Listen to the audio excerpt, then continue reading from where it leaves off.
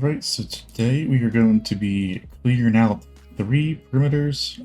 Basically, we've got to get all these perimeters cleared out, that way we can start to work on those projects, because we have these 3 that we definitely want to get done before the 3-year World Tour that is coming up in October. So my idea was here is that we clear out all the perimeters ahead of time, that way when we get to the next project we can just start working on everything right away, instead of having to do a perimeter as right there. It also gives me another thing to do for an episode is just clearing out 3 different perimeters all in one episode. There is one that we have to manually mine out, but of course this one, these 3 we're going to do are going to all be world eaters, of course, because that's what we need them for. And this one, if you couldn't guess by the biome, is going to be a general mob farm perimeter. The reason for that being is that we get less zombies spawning in deserts, so we get a lot more bones and stuff, like bones and gunpowder, which is the actual useful stuff like that. So I did do this one on stream, which is why it's all done and now I'm recording now. So this one was cleared out there, and yeah, I planned to do all of them in one stream, but that didn't happen. But yeah, this one's all cleared out, all bombed out for the trenches, and now it's just to build the world eater. So what I'm going to do is I'm going to go bomb out the other 2 if I can do that all today. If not, we're going to get them all bombed out before we do the world eaters. Just that way we can, you know, get it all as it goes. So we can't really do too much right now as the bedrock breakers for the void perimeter are running. But yeah, this one's all good. If I go over to this one right here, you can see that also the schematic here for this one.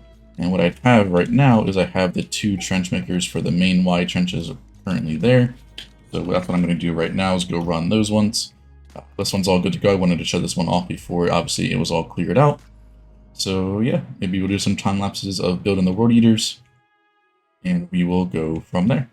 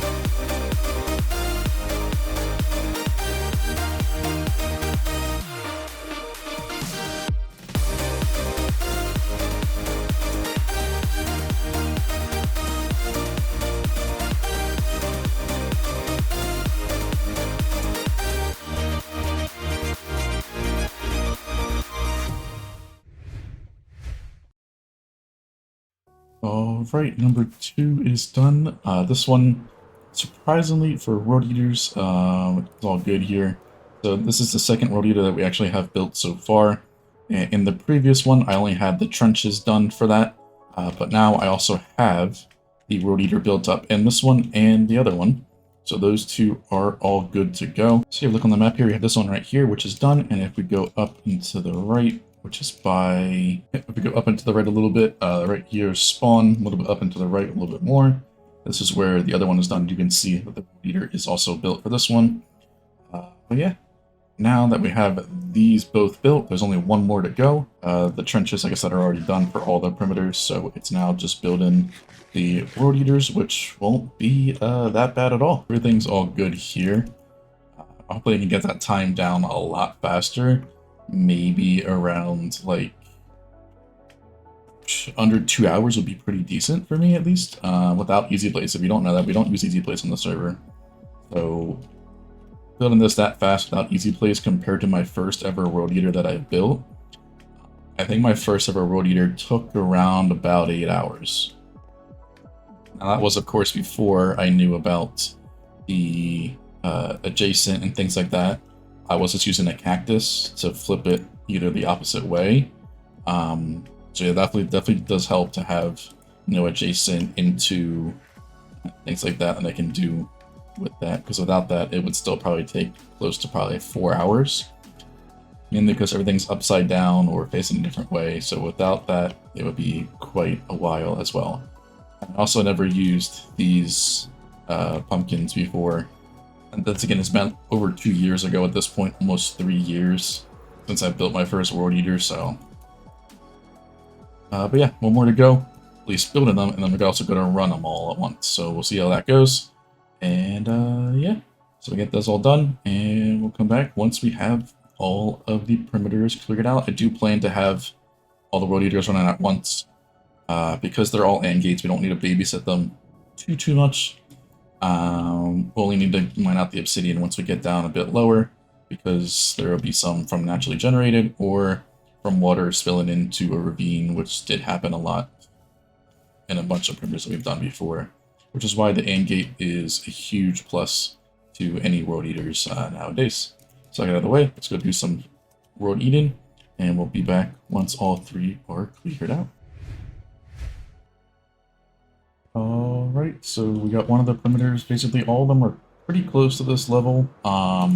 So what I've been doing is I've been starting to do smooth floors for them all, since most of them, or all 3 of them, require mob spawning.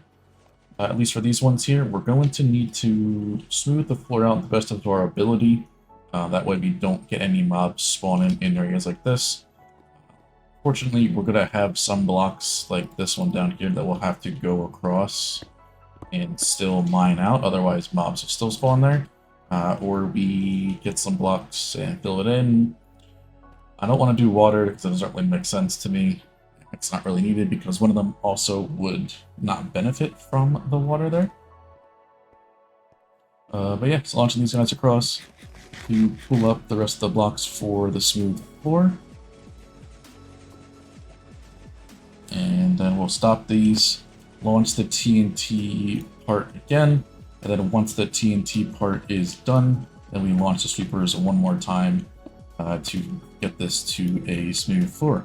If you want to see how this is done, a link to Pixeils' video explaining this will be down in the description below. That way you could also make some smooth perimeter floors if you wanted to do so. So yeah, now that we launched these over here and these are all pulling those blocks up, what I'm going to do is once I mine this all back out, that way I can use it for the other 2 perimeters, is ready to do this and then launch the TNT part one more time. And once the TNT has finished, we will launch the sweepers, and then we should be fully done.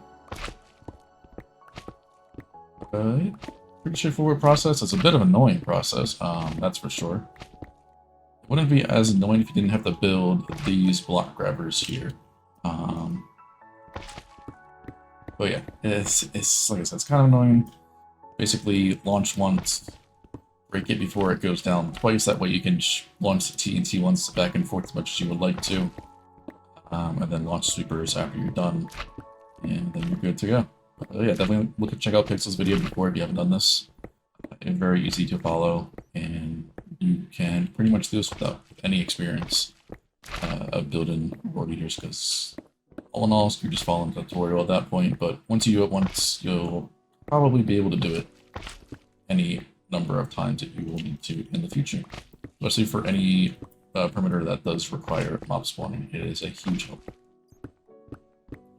So I'm going to finish this, and then we'll come back once all 3 perimeters are smooth forward. AutoCraft's archive is officially low. It's mainly a collection of all the perimeter decorations, and it also offers physical merch that is themed around AutoCraft. So if you want to visit it, check some things out, click link down below, and visit the website. Alright, so all 3 perimeters are completely smoothed out here, and we got basically whatever we want to do with them, we can do at this point. So yeah, it's definitely going to be 3 different projects in these perimeters, but what I wanted to do is I wanted to get them all cleared out in one episode. That way, when we get to the next project, we don't need to worry about running another world eater. They're already cleared out. And we can just start working on the decoration and then the mob farm. So it definitely will help a little bit. Obviously, these perimeters, like I said, maybe take about a day max after, building and running everything out. I say small, but some people rather say it's a large scale perimeter. It depends on how many perimeters you've done in the past. So yeah, for me, going from a 1K perimeter down to this 272, it's nothing. I made this a lot faster than I could ever do the 1K. Making the 1K makes you realize just how small a regular perimeter is. But yeah.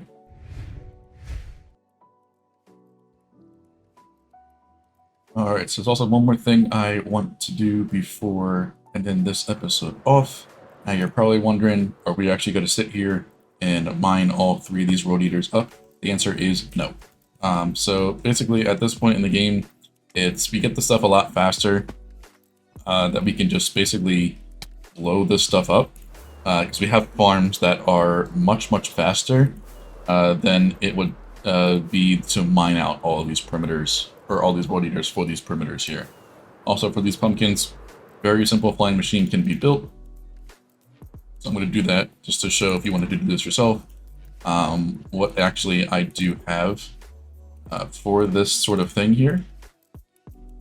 So I'm going to get all the materials that I need, and I will be right back. Alright, so the first one, relatively simple. There's nothing too crazy about it. Literally the simplest flying machine you can build is these 2, and you're just going to launch the back one right here. And that's why we use pumpkins, because they can be destroyed by flying machines.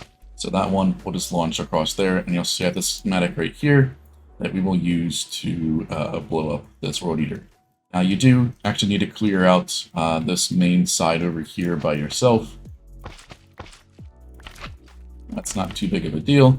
So you can actually use some of this for the destroyer if you wanted to do so. So basically all it is just 2 simple TNT dupers that don't require any Cora fans, things like that.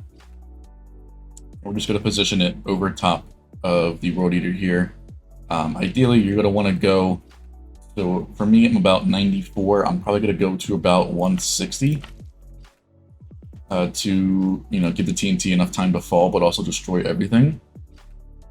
So this TNT up here, we're going to put it at Y160, or put the schematic at Y160. That way we have a higher chance of blowing everything up. It does, for the most part, get everything on the TNT side. It's a bit, some walls and stuff left behind, but that's just because of the TNT randomness. What you could do is actually align the TNT to help out with that.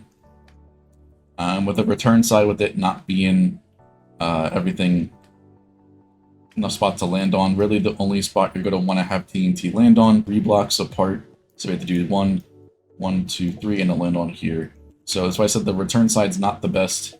You could move it 1 block closer, but then you're going to have an issue on that side with not getting all the stuff. So the return side's going to leave a little bit left over, but everything's pretty low blast resistance that if it just lands on this block right here, you should be fine. So we're going to align one of the TNT spots on here.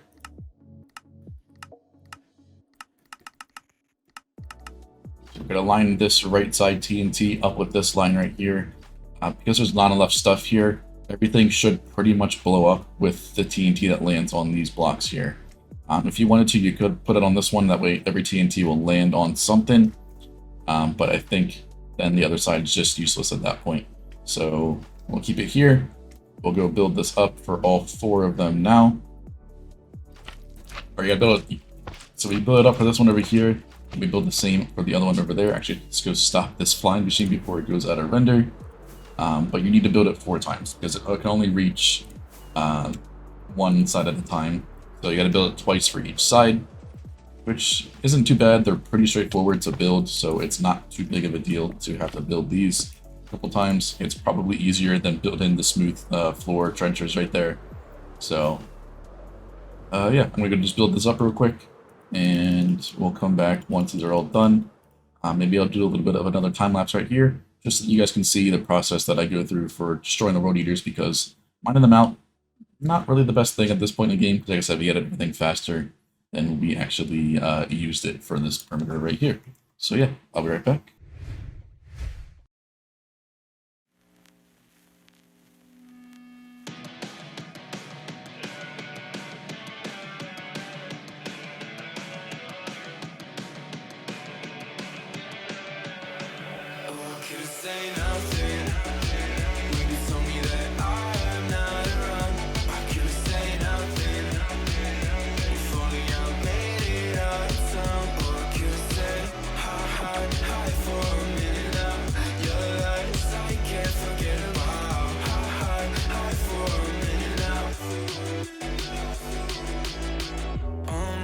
Fucking all night, yeah. Alright, I've been feeling alright. This time you won't get to my heart, yeah. This time I'ma get what is mine. Tell me what you wanna do right now. Empty, thinking about the ways you like, yeah. Baby, I don't really ask for much. Crazy how you only want the fire. I swear to God, 'cause I had enough. Tell me stop, but I had enough. You know why we're broken up. Oh, I could say nothing when you told me that I'm not around. I could say nothing if only I made it out of town. Oh, I could say hi for a minute now. Your lies I can't forget about. Hi for a minute now. Oh, I could say nothing when you told me that I'm not around. I could say nothing if only I.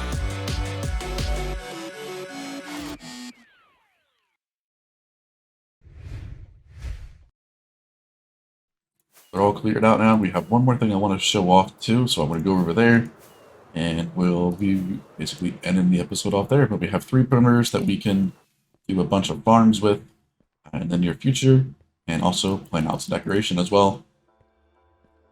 But yeah, so let's go to this part, and then we'll end the episode off right there. Alright, so this area is actually an area we started quite a while ago, so technically we've done 4 perimeters in this one episode. This one was mainly just decoration that we needed to do, but yeah, this one, like I said, is the AutoCraft perimeter. It was originally supposed to be for the Patreon, but the Patreon is not a thing anymore. We have the actual AutoCraft website itself, which has a lot more, gives me a lot more functionality and control of what I can do on the website. But yeah, that's basically what this area was going to be for Patreons. We'd have like a little section, for Patreons that would be part of the supporters of the channel. But I might add something onto the website itself to where if you buy 2 perimeter decorations, you get a spot in this area here, and we'll try to figure out what we can do with you. I don't want to just do an armor stand. That's pretty, really don't want to do that stuff. So maybe if you guys have any ideas down in the comments below, leave them down there, and we can definitely take a look and see what we can do for anybody that has, made some purchase on the website, because obviously it does help quite a bit with, maintenance costs and things like that for the actual server. So yeah, I want to give you guys something that can sort of be memorialized in the world for years and years to come. So yeah, this area was completed in survival by Rubik's. They grinded out this decoration in, I want to say, about a week.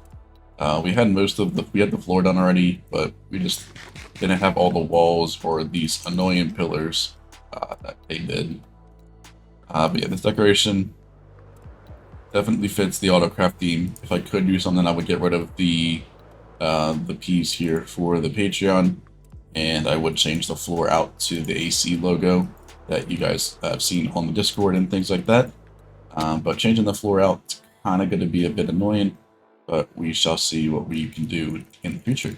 Yeah, thank you to Rubik's, of course. They've been grinding out so many decorations since they've been on the server here, which has been a huge help to finishing some projects off.